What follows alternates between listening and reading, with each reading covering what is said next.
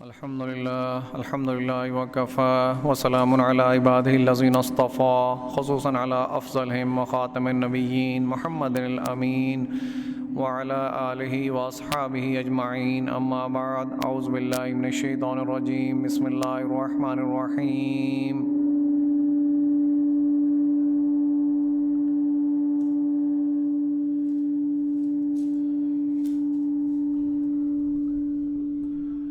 إنك لا تسمع الموتى ولا تسمع الصم الدعاء إذا ولوا مدبرين صدق الله العظيم رب اشرح لي صدري ويسر لي أمري واحلل عقدة من لساني يفقهوا قولي اللهم ربنا ألهمنا رشدنا وأعذنا من شرور أنفسنا اللهم أرنا الحق حقا وارزقنا اتباعه وأرنا الباطل باطلا وارزقنا اجتنابه آمين يا رب العالمين۔ میرے محترم بھائیو بزرگوں دوستو، درس قرآن و درس حدیث کے ضمن میں سورۃ نمل کی ایک آیت تلاوت کی ہے۔ اللہ تبارک و تعالیٰ سے دعا ہے کہ مجھے خود سمجھنے، آپ کو سمجھانے اور آپ کو سمجھنے کی توفیق عطا فرمائے، آمین۔ حدیث پاک جو گزشتہ جمعہ کے درس میں جس کا بیان چل رہا تھا وہ نامکمل تھی اور اس کا صرف ایک حصہ بیان کیا گیا تھا۔ آج کوشش کریں گے کہ اس کے باقی دو حصے بھی ان کے مباحث ہم مکمل کر سکیں، چونکہ وقت انتہائی مختصر ہوتا ہے اور ہم نے انتہائی اختصار سے تمام چیزوں کا احاطہ کرنا ہوتا ہے۔ تو اللہ تبارک و تعالیٰ سے دعا ہے کہ اللہ تعالیٰ ہمیں ان تمام مباحث کو پورا کرنے کی توفیق عطا فرمائے۔ عن ابی ہریرہ رضی اللہ تعالیٰ عنہ قال قال رسول اللہ صلی اللہ علیہ وسلم اذا عظمت امتی الدنیا نازت فیہا حیبت الاسلام واذا ترکت الامر بالمعروف ونہی عن المنکر حرمت برکت الوحی وَإِذَا تَصَابَتْ أُمَّتِي سَقَطَتْ مِنْ عَيْنِ اللَّهِ او کما قال رسول اللہ صلی اللہ علیہ وسلم۔ آج حدیث پاک میں نے آپ کے سامنے تینوں حصے بیان کر دیے ہیں۔ پچھلی دفعہ صرف اس کا ایک حصہ بیان کیا تھا، اور حضرت ابو ہریرہ رضی اللہ تعالیٰ عنہ فرماتے ہیں کہ اللہ کے رسول نے فرمایا کہ جب میری امت میں دنیا آ جائے گی، ان کے دلوں میں دنیا بس جائے گی، وہ دنیا کو اپنے سامنے رکھ لیں گے، جیسے اللہ تبارک و تعالیٰ قرآن کریم میں فرماتے ہیں بل تؤثرون الحیات الدنیا والآخرۃ خیر وابقیٰ۔ میں نے پچھلی دفعہ بھی آپ کو بتایا تھا کہ تم تو دنیا کی زندگی کو عزیز رکھتے ہو، دنیا کو سامنے رکھتے ہو، جبکہ آخرت جو ہے وہ خیر بھی ہے اور ابقیٰ بھی ہے۔ اور ایک اور آیت میں قرآن کریم میں اللہ تبارک و تعالیٰ نے فرمایا وَأَمَّا مَنْ خَافَ مَقَامَ رَبِّهِ وَنَهَى النَّفْسَ عَنِ الْهَوَىٰ فَإِنَّ الْجَنَّةَ هِيَ الْمَأْوَىٰ، کہ جو شخص اس بات سے ڈرتا رہا کہ اس نے ایک دن اللہ تبارک و تعالیٰ کے سامنے کھڑے ہو کر سوالوں کے جواب دینے ہیں، وہ سوال میں نے آپ کو بیان کر دیے تھے، اور وہ اپنے نفس کو خواہشات سے روکتا رہا۔ نفس کی مثال سمجھ لیجئے کہ یہ ایک منہ زور گھوڑا ہے۔ اگر آپ میں سے کچھ لوگوں نے گھوڑ سواری کی ہو تو گھوڑا ہمیشہ منہ زور ہوتا ہے، اس کے منہ میں ایک لگام ڈالی جاتی ہے، ایک لگام ڈالی جاتی ہے جسے بٹ کہتے ہیں، انگریزی میں ماؤتھ پیس کہتے ہیں، بٹ کہتے ہیں، ڈیفرنٹ ٹائپس کی ہوتی ہیں، اس کے ساتھ رینز لگامیں ہوتی ہیں۔ جب تک گھوڑے کی لگامیں نہ کھینچی جائیں گھوڑا کہیں رکنے کا نام نہیں لیتا۔ وہ منہ زور گھوڑا شاہ سوار کو گرا کر رہتا ہے، بڑے سے بڑا شاہ سوار، اگر اس کے ہاتھ میں گھوڑے کی لگام نہیں تو وہ کبھی گھوڑے پر کنٹرول نہیں پا سکتا، وہ گھوڑے کو روک نہیں سکتا اور اپنے آپ کو گھوڑے سے گرنے سے بچا نہیں سکتا۔ تو ہمارا جو نفس ہے یہ بھی ایک منہ زور گھوڑے کی طرح ہے، اس کے اندر جو لگام ہے وہ ہم نے خود دینی ہے، اور اس کی لگام کیا ہے؟ نفس کی لگام کیا ہے؟ نفس کی لگام قرآن پاک ہے۔ اگر قرآن پاک کو ہم سمجھیں گے، قرآن پاک کی تلاوت کریں گے، اس کو سمجھنے کی کوشش کریں گے، اس پر عمل کرنے کی کوشش کریں گے، تو پھر نفس کو لگام ڈل جائے گی، پھر اس کی جو منہ زور ہے، جو منہ زور گھوڑے کی طرح دوڑا چلا جا رہا ہے، تو وہ کسی حد تک اپنے آپ کو روکنے کی کوشش کرے گا۔ جب قرآن کے احکامات سامنے ہوں گے، معروفات سامنے ہوں گے، منکرات سامنے ہوں گے، تو وہ لگام کا کام کریں گے۔ اور آپ کا نفس، اب بارہا لوگ اس بات کا تذکرہ کرتے ہیں کہ ہم کوشش تو کرتے ہیں لیکن نفس کی خواہشات کے آگے ہمیں سر تسلیم خم کرنا پڑتا ہے۔ اس کی وجہ کیا ہے؟ اس کی وجہ یہ ہے کہ ہم قرآن سے دور ہیں، اللہ کے کلام سے دور ہیں، نیک لوگوں کی صحبت سے دور ہیں۔ سب سے اہم بات ذہن میں رکھنا کہ ایک قرآن پاک، اپنا جو زیادہ سے زیادہ وقت ہے وہ قرآن پاک کو تلاوت میں لگاؤ، سمجھنے میں لگاؤ، اس پر عمل کرنے میں لگاؤ۔ لیکن یہ کہاں ہوگا؟ اکیلے یہ کام نہیں ہو سکتا، آپ کو کسی جماعت کو اختیار کرنا پڑے گا، کسی صحبت کو اختیار کرنا پڑے گا، کیونکہ جس کبھی کسی صحبت میں بیٹھیں گے تو قرآن سمجھ آئے گا۔ اکیلے بیٹھیں گے تو شیطان اور وسوسے ڈالے گا کہ یار یہاں قرآن سمجھ تو نہیں آ رہا، تو پھر کوئی اور چیز دیکھ لیتے ہیں، دوستوں کی محفل میں گپ شپ کر لیتے ہیں، TV, mobile, cell phone, social media, کچھ بھی دیکھ لیتے ہیں۔ لیکن جب آپ کوئی ایسی صحبت اختیار کریں گے، نیک لوگوں کی صحبت ہوگی، جہاں چند لوگ صرف اسی مقصد کے لیے بیٹھیں گے کہ ہم نے اپنے نفس کو لگام ڈالنی ہے، اور اللہ تبارک تعالیٰ نے جن منکرات سے روکا، ہم نے اپنے نفس کو اس سے روکنا ہے، اور جن معروفات کا حکم دیا انہیں کرنے کی کوشش کرنی ہے۔ چونکہ آپ کا نفس آپ کو معروفات کرنے سے روکتا ہے کہ یہ نیک کام ہے، صبح فجر کا وقت ہے، سخت سردی ہے، رضائی گرم ہے، آپ کا نفس نے کہا کہ نہیں رضائی گرم ہے، اتنی سردی ہے، ٹھنڈے پانی سے وضو کرنا ہے، سو جا۔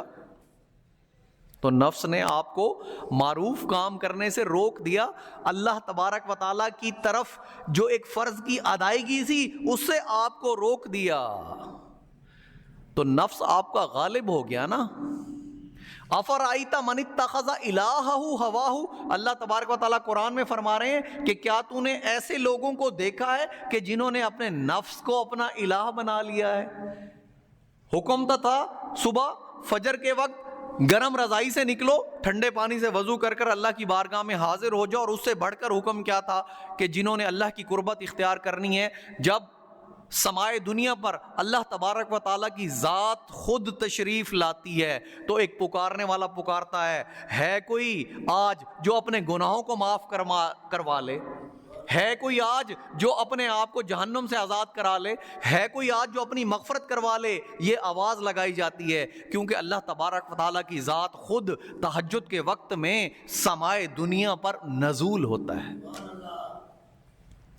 حق تو یہ بنتا ہے کہ تہجد کے وقت ہم کھڑے ہو جائیں اور اللہ تبارک و تعالیٰ سے منوانا شروع کر دیں۔ کیا منوائیں؟ کہ اے اللہ ہمیں جہنم سے آزادی دے دے۔ والذین یقولون ربنا اصرف عنا عذاب جہنم ان عذابها کان غراما، اللہ تبارک و تعالیٰ نے اپنے نیک بندوں کی خوبی یہی بیان کی کہ وہ لوگ جو میرے سامنے والذین یبیتون لربہم سجدا وقیاما، میرے سامنے قیام میں سجدے میں راتیں بسر کرتے ہیں، وہ مانگتے کیا ہیں؟ وہ مانگتے یہ ہیں ربنا اصرف عنا عذاب جہنم، اے اللہ ہم سے جہنم کے عذاب کو دور کر دے۔ ان عذابہا کانا غراما، کہ جہنم کا عذاب تو چمٹ جانے والا ہے، چمٹ جانے والا ہے۔ یہ وہ لوگ مانگتے ہیں، وہ رات کو تہجد میں کھڑے ہو کر دنیا نہیں مانگتے، کاریں، گاڑیاں، آسائشیں نہیں مانگتے، کیونکہ انہیں پتا ہے کہ یہ دنیا عارضی ہے، 50 سال، 60 سال، 70 سال ختم ہو جائے گی، تمام آسائشیں ختم ہو جائیں گی، 6 فٹ کی قبر میں آپ کو لٹا دیا جائے گا۔ آپ کا مستقل گھر وہ ہے جو آپ کو 6 فٹ کا نصیب ہوگا، وہ مستقل گھر ہے آپ کا۔ جن زمینوں کے پیچھے آپ جھگڑتے رہتے ہیں، جن کوٹھیوں کے پیچھے جھگڑتے رہتے ہیں، وہ ساری کی ساری آپ سے بچھڑ جائیں گی، آپ کو 6 فٹ کی قبر میں لٹا دیا جائے گا۔ وہ بھی اگر آپ کا مقدر اچھا ہوا، نصیب اچھا ہوا تو قبر نصیب ہوگی، اکثر لوگوں کو تو قبر نصیب ہی نہیں ہوتی۔ تو وہ لوگ رات کو جو اللہ کے سامنے اپنی راتیں بتاتے ہیں اور اللہ سے مانگتے ہیں کہ اے اللہ ہم سے جہنم کا عذاب ہٹا دے، ربنا اصرف عنا عذاب جہنم ان عذابها کان غراما انھا ساءت مستقرا ومقاما۔ جہنم تو وہ جگہ ہے کہ اگر اس میں بہت معمولی قیام بھی کیا گیا، تھوڑی دیر کے لیے بھی اے رب تو نے اگر ہمیں جہنم میں ڈال دیا تو انتہائی بری جگہ ہے، اگر تھوڑی دیر کے لیے بھی ڈال دیا تب بھی انتہائی بری جگہ ہے، اور اگر مستقل قیام کے لیے بھیج دیا تو پھر اور بھی بری جگہ ہے۔ ایک شخص جو پوری زندگی دنیا کی آسائشوں سے دور رہا اور اپنے رب کو منانے میں لگا رہا، دنیا میں مصائب تکالیف اس کے اوپر پڑتے رہے، تکالیف کا انبار تھا جو وہ سہتا رہا، لیکن ان کو سہ کے رب کے سامنے اس نے کوئی خلاف ورزی نہیں کی، منکرات سے بھی بچتا رہا، معروف بھی سر انجام دیتا رہا، جو اس کے بس میں تھا حد الوسع کوشش کرتا رہا کہ اللہ کا دین بھی قائم ہو جائے۔ قیامت کے روز اللہ کے سامنے پیش ہوگا تو اللہ تبارک و تعالیٰ فرشتوں کو کہیں گے کہ اسے جنت کا چکر لگوا کر لاؤ، اسے جنت کا چکر لگوا کر لاؤ۔ اور جب جنت کا چکر لگا کر وہ واپس آئے گا، اللہ تبارک و تعالیٰ کے سامنے پیش ہوگا تو اللہ تبارک و تعالیٰ پوچھیں گے اس سے کہ اے شخص بتا، دنیا کی جو تمام تکلیفیں تو نے سہیں، اب تیرا کیا خیال ہے؟ وہ اللہ تبارک و تعالیٰ سے فرمائے گا کہ اے اللہ وہ دنیا کی تکلیفیں تھی ہی نہیں، وہ کوئی تکلیفیں تھی ہی نہیں، کیونکہ قیامت کے روز قرآن کریم فرما رہا ہے الا عشیۃ او ضحاها، کہ قیامت کے روز لوگ کہیں گے، ان سے پوچھا جائے گا کتنا وقت دنیا میں گزار کر آئے ہو، تو وہ کیا کہیں گے؟ ایک شام یا ایک صبح؟ 70 80 سال 90 سال گزار کر، یہ تو آپ لوگ گزار رہے ہیں، آپ کی ایوریج لائف کم ہو گئی ہے۔ ایک دور میں حضرت نوح علیہ السلام نے 950 سال تبلیغ کی، 950 سال کی، تو ان کی عمر کا اندازہ لگا لیں اور ان کی قوم کی عمر کا اندازہ لگا لیں، یہ ان کی قوم بھی یہی بات کرے گی۔ آپ صرف 70 60 50 سال والے یہی بات نہیں کریں گے، یہ پوری بنی نو انسان یہ بات کرے گی اس قیامت کے دن کے مقابلے میں، جب وہ کہیں گے کہ ہم نے تو دنیا میں یا ایک شام یا ایک صبح کا وقت گزارا، بس اس کے علاوہ وہ دنیا کچھ تھی ہی نہیں۔ تو وہ شخص دنیا کی تمام تکلیفیں ایسے بھول جائے گا جیسے کوئی تکلیف آئی ہی نہیں تھی اس پر، جنت کا صرف ایک نظارہ دیکھ کر۔ اور سیم اسی طرح ایک شخص جس نے پوری زندگی دنیا میں آسائشیں دیکھی ہوں گی لیکن اللہ تبارک و تعالیٰ کے احکامات سے دور رہا، اسے جب جہنم کی سیر کرائی جائے گی، جہنم کا معائنہ کرایا جائے گا، اور پھر جب واپس لایا جائے گا تو وہ اللہ تبارک و تعالیٰ کے سامنے گڑ گڑائے گا کہ اے اللہ میں نے تو دنیا میں کوئی آسائش دیکھی ہی نہیں۔ تو میرے بھائیوں، دنیا کی زندگی کو عزیز نہیں رکھنا۔ حدیث پاک کی طرف آتے ہیں، پہلا حصہ میں نے آپ کو بیان کر دیا تھا کہ جب اللہ کے رسول صلی اللہ علیہ وسلم نے فرمایا کہ جب دنیا مومن اور میری امتی کے دل میں آ جاتی ہے تو اس سے اسلام کی ہیبت چھین لی جاتی ہے، اس سے جو ڈر خوف ہے کفار کو، مشرکین کو، وہ ختم کر دیا جاتا ہے، اسلام کی ہیبت اس سے چھین لی جاتی ہے۔ اور دوسری حدیث کا دوسرا حصہ، وَإِذَا تَرَكَتِ الْأَمْرُ بِالْمَعْرُوفِ وَنَهْيُ عَنِ الْمُنْكَرِ حُرِّمَتْ برکت الوحی، اور جب وہ نیک کام کرنے کی تلقین چھوڑ دیتا ہے، برے کام روکنے سے چھوڑ دیتا ہے لوگوں کو، تو وہ وحی کی برکت سے محروم کر دیا جاتا ہے۔ وحی کیا ہے؟ وحی کیا ہے؟ اللہ تبارک و تعالیٰ نے جو فرمایا، جو اللہ تبارک و تعالیٰ نے ارشاد فرمایا، جبریل امین لائے اور قلب رسول صلی اللہ علیہ وسلم پر وہ چیز اتری، وہ کیا کہلاتی ہے؟ وحی کہلاتی ہے۔ تو وحی کیا ہے؟ یہ ہے محمد الرسول اللہ کہ صلی اللہ علیہ وسلم کے منہ سے نکلا ہوا ایک ایک لفظ وہی تھا، وہ چاہے قرآن کی صورت میں تھا چاہے حدیث کی صورت میں تھا۔ وما ينطق عن الهوى ان هو الا وحی یوحى، یہ تو اپنے جی سے کچھ بولتے ہی نہیں۔ اللہ تبارک و تعالیٰ فرما رہے ہیں کہ میرا محبوب تو اپنے جی سے کچھ بولتے ہی نہیں، یہ تو وہ بولتے ہیں جو میں انہیں وحی کرتا ہوں۔ تو جب امر بالمعروف چھوڑ دو گے، نہی عن المنکر چھوڑ دو گے، اس کا مقصد کیا ہے کہ نیک کاموں کا حکم دینا بند کر دو گے۔ جب تم لوگوں کو یہ کہنا بند کر دو گے کہ اے لوگو نمازیں وقت پر ادا کرو، با جماعت ادا کرو، جو اپنے عقائد ہیں انہیں ٹھیک کرو، اپنے عقائد کو ٹھیک کرو، تمام عبادات جس میں نماز ہے، روزہ ہے، زکوٰۃ ہے، وہ وقت پر ادا کرو، پوری کی پوری ادا کرو، اور جو اللہ کے رستے میں وآت المال علی حبہ ذوی القربى والیتامى والمساکین وابن السبیل والسائلین وفی الرقاب، اور اللہ کے راستے میں جو مال خرچ کرنے کا اللہ نے حکم دیا وہ خرچ کرو۔ یہ معروفات کی ایک لسٹ چلی جاتی ہے، قرآن کریم نے ایک پوری لسٹ بیان کی ہے جو نیک کام کرنے کے ہیں، اور اللہ کا دین مغلوب ہو جائے تو سب سے بڑا معروف کیا ہے کہ اللہ کے دین کو غالب کرو۔ اللہ کے دین کو غالب کر کے پوری دنیا کے سامنے ایک نمونہ پیش کر کے دکھاؤ کہ جیسے محمد رسول اللہ صلی اللہ علیہ وسلم نے ریاست مدینہ بنا کر دکھائی تھی تو پوری دنیا دنگ رہ گئی، پوری دنیا پر ہیبت چھا گئی، اس طرح تم اس ریاست مدینہ کے طرز پر اپنے ملک میں اسلام کو غالب کر کے اسلامی حکومت قائم کر کے دکھاؤ۔ سب سے بڑا معروف آج کا یہ ہے۔ یہ لوگوں کو آپ جب بتانے سے رک جاؤ گے، لوگوں کو یہ تمام معروفات بتانا بند کر دو گے۔ آج ہم ایک دوسرے سے ملتے ہیں، دوست احباب، کیا باتیں کرتے ہیں؟ کیا دنیا کے علاوہ ہماری کوئی بات اور ہوتی ہے؟ کہ آج کیا کمایا، کیا کھایا، اولاد کیا کر رہی ہے، گھر کیسا چل رہا ہے، معاشی حالات کیسے چل رہے ہیں، بس ہماری تمام باتیں اسی کے ارد گرد گھومتی رہتی ہیں۔ کیا آج آپ اور میں ملتے ہیں اور ایک دوسرے سے پہلے ملتے ہی سلام کرنے کے بعد، سلامتی دینے کے بعد، کیا آپ اور میں نے ایک دوسرے سے پوچھا کہ بھائی ایک دن اللہ کے سامنے پیش ہونا ہے اور ان 5 سوالوں کا جواب دینا ہے، آج کے دن میں تو نے اور میں نے کیا تیاری کی اس کی؟ کیا کبھی ہم نے ایک دوسرے سے پوچھا؟ کبھی نہیں۔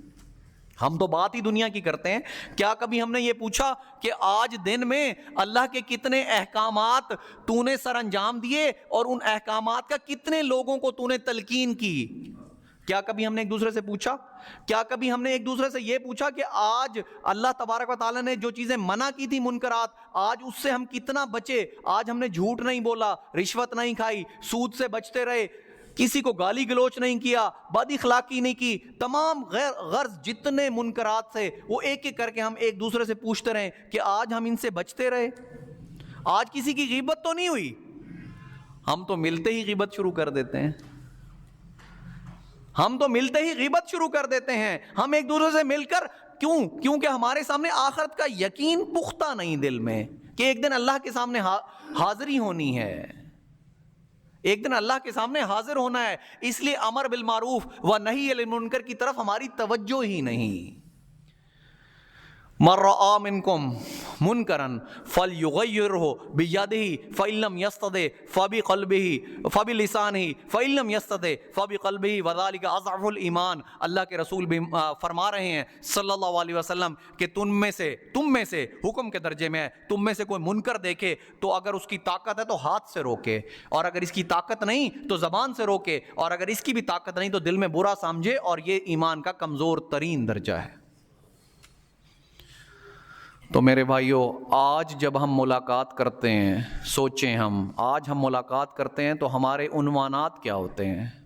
کیا معاش کے علاوہ بھی کوئی عنوان ہے ہمارے پاس؟ کیا بیوی بچوں کے علاوہ بھی کوئی عنوان ہے؟ کیا گھر اور رقبہ اور زمینیں اور زراعت اور کاروبار کے علاوہ بھی کوئی عنوان ہے؟ اگر کوئی عنوان بچ جاتا ہے تو پھر غیبت بچ جاتی ہے۔